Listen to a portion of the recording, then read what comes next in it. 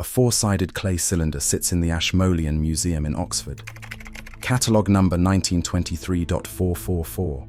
It lists every king who ever ruled Mesopotamia, every city that ever held power, from the first ruler of Eridu through the dynasties of Kish, Uruk, Ur, and Isin, more than 200 kings, city by city, in order. But one city is missing.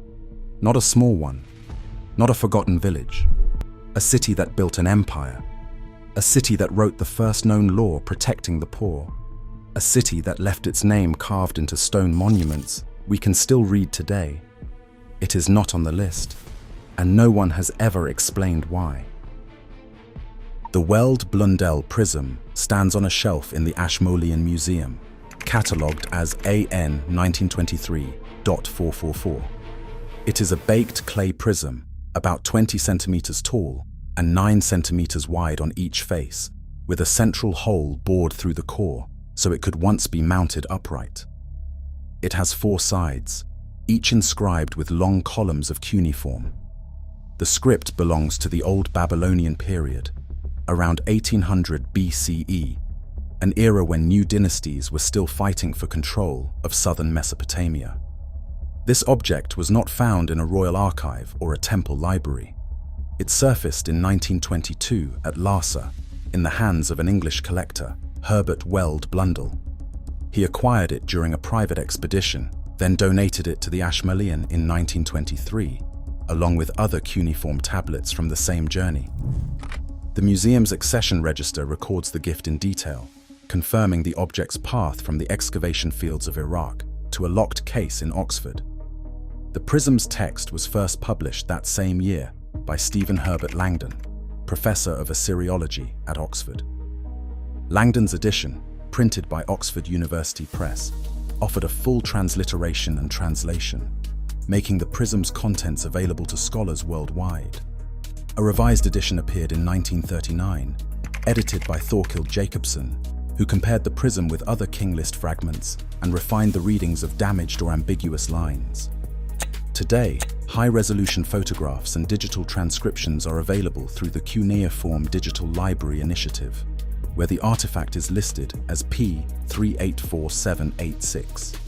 Every detail, size, provenance, script, catalogue number can be verified through museum records and digital archives. The physical evidence is not in doubt. Subscribe to see how the story behind this ancient object changes the way we understand the writing of history. The Sumerian King List opens with a declaration that sets the tone for everything that follows. After the kingship descended from heaven, the kingship was in Eridu. This line is more than a poetic flourish. It claims that authority itself is a gift from the gods, descending to earth and taking root in a single city. The list then unfolds with a deliberate structure. First, a sequence of antediluvian rulers, each assigned reigns that stretch into tens of thousands of years.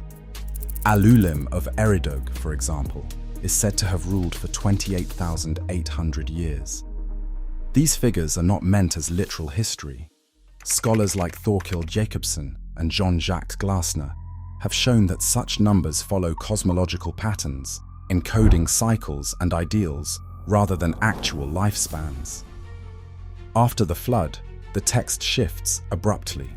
Kingship is said to descend again, this time to Kish, and from there, the list traces a single line of succession from city to city.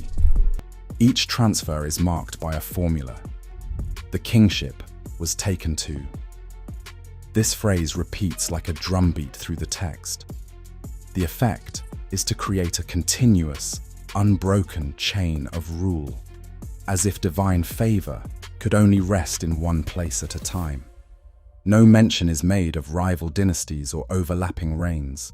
The list's architecture, with mythic beginnings, a world-clearing flood, and a linear progression of cities, serves a purpose. It draws a boundary around legitimate authority, defining which cities matter and which do not. The scribal narrator, speaking with the voice of tradition, offers not a chronicle but a standard. Every city included has, by this reckoning, received the mandate of heaven. Every omission is an act of exclusion. The King List is not just a record, it is a yardstick for legitimacy, and its silences are as meaningful as its entries. Subscribe to see how the official story and the archaeological record collide. Rulers of Lagash stands out in the archaeological record not as a forgotten name, but as a conqueror who carved his victories in stone.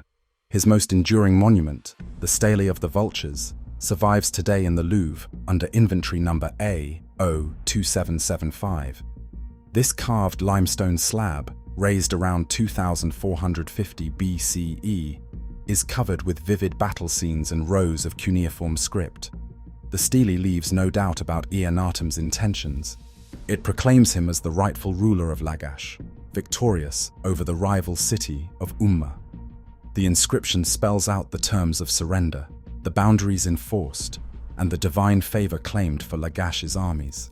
Vultures wheel above the battlefield, clutching the bodies of enemy soldiers, a warning to any who might challenge Lagash's supremacy. Akhenaten's name appears repeatedly, paired with the title Lugal, king, not just local governor. The stele's message is public, monumental, and unmistakable. Lagash claimed kingship, and its ruler demanded to be counted among the sovereigns of Sumer. This is not a lost city or a shadow dynasty. The evidence is carved in stone, on display in Paris, and catalogued in museum records. The omission wasn't an accident of preservation. It was a choice. Subscribe for the next piece of the story. Urukagina's reign over Lagash is documented not by tales of conquest, but by a series of clay tablets inscribed with sweeping legal reforms. Dating to around 2350 BCE, these texts record a ruler who set limits on the power of priests and officials, banned the seizure of property from widows and orphans, and introduced regulations to curb corruption in the city's administration. The reform tablets, preserved in museum collections and translated by the electronic text corpus of Sumerian literature, contain clauses that protect the vulnerable. The widow and the orphan were no longer at the mercy of the powerful. Fees for burials and temple rights were fixed by law, and the exploitation of the poor was explicitly forbidden. Urukagina's decrees reach into the details of daily life, from the price of fish to the rights of temple workers. These records show a city-state with a functioning bureaucracy, capable of legislating its own affairs and recording those decisions for posterity. The evidence is direct and contemporary. While the Sumerian King List claims a single line of legitimate rulers, the Archive of Lagash reveals a city shaping its own destiny, issuing laws that would echo through later Mesopotamian history. Subscribe for more stories that challenge the official record. Lagash did not rely on outside scribes to record its history. Within the city's own archives, clay tablets preserve a dynastic record that stands apart from the official Sumerian King List. These local king lists, catalogued by the Cuneiform Digital Library Initiative, and found in temple precincts like Ningirsu's sanctuary at Girsu, detail a line of rulers stretching from early legendary figures to well-attested kings such as Urbau and Ningirsu. The tablets themselves, RTC 75 and VS 14170 among them, were excavated directly from temple storerooms and are now housed in the British Museum and Baghdad's Akkadian Museum. Each lists the succession of Lagash's rulers, sometimes with reign lengths, sometimes with the titles Lugal or Ensi, and often accompanied by brief notes on building projects or religious dedications. The Rulers of Lagash corpus, published in both print and digital editions, shows that the city-state maintained its own royal chronology, independent of the pan-Sumerian narrative. These tablets do not simply fill a gap left by the King List. They offer a counter-narrative, one that preserves Lagash's claim to sovereignty from inside its own walls. The existence of these records completes the picture, while the official list draws a boundary around legitimacy. The Lagash scribes wrote their rulers into history on their own terms. Subscribe for the next chapter in the story. Redaction traces run deep in the Weld-Blundell Prism, The final lines name only Isin kings, and the colophon at the end uses a formula unique to Isin scribal practice, an unmistakable sign of editorial intent. The sequence of cities follows the same order found in other Isin-controlled texts, and the language shifts to match the administrative vocabulary of the Isin bureaucracy. Nowhere does Lagash appear, even though the prism's clay surface remains intact at every point where a city could be listed. The deliberate omission is reinforced by the regularity of the transfer phrases. Each city is chosen, each king installed in a pattern that excludes rivals. By ending with Isin and adopting its scribal conventions, the list transforms from a neutral record into a tool of political legitimacy. The evidence is written into the clay itself. Subscribe for the next chapter. For decades, historians built Sumerian chronology on the framework provided by the King List, aligning dynasties and reigns as if the text reflected a single, seamless history. That approach began to unravel as archaeologists uncovered overlapping rulers from different cities, and scientific dating methods, like radiocarbon calibration, revealed conflicting timelines. Today, scholars reconstruct the past using synchronisms from local king lists, stratigraphic layers, and calibrated dates, correcting for the editorial bias embedded in the prism. The result is a more complex, multi-threaded history, one that acknowledges both the power of the written record and its limitations. Subscribe for more investigations into the stories behind ancient texts. The omission wasn't an accident of preservation. It was a choice, one that still shapes how we reconstruct early Mesopotamian history today.